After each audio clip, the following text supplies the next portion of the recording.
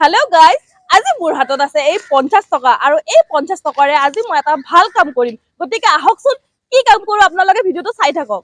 এই 50 টকা এখন দি তই কি সহায় করবি মানুহ? কি কোৱা, এই 50 টকাৰে বহুত কিবা কিবি সহায় কৰিব পাৰি। মই মেইন কথাটো আগে কৈ লওঁ গাইজ, আমি আজিৰ পৰা মানে এটা চেলেঞ্জ একচেপ্ট কৰছো।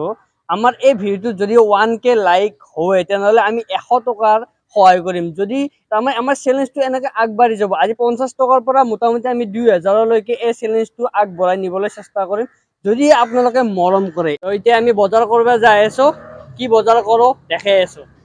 ৰোজা মাহত মুড়ি বহুত খাই মানুহে, মুড়ি চাহ ল'ব পাৰো নেকি? দাদা মুড়ি কিমান?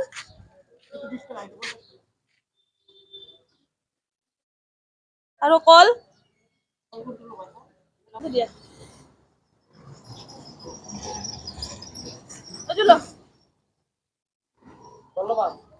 কল নালাগে। এয়া মুড়ি লৈ ললো আৰু মুড়িৰ লগত আৰু কি ল'ব পাৰো এইটো চাও আমি। কি পাও 50 টকাত, আৰু এইটো 20 টকা লৈছে। 50 টাকাৰ আমি কি কি বজাৰ কৰলো?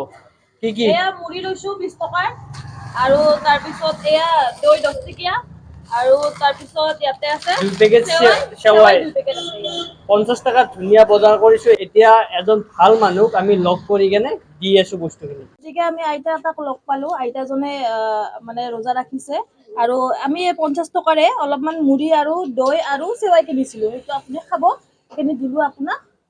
গতিকে এইখিনিয়ে কৰিছিলো, দিলো আইতাক।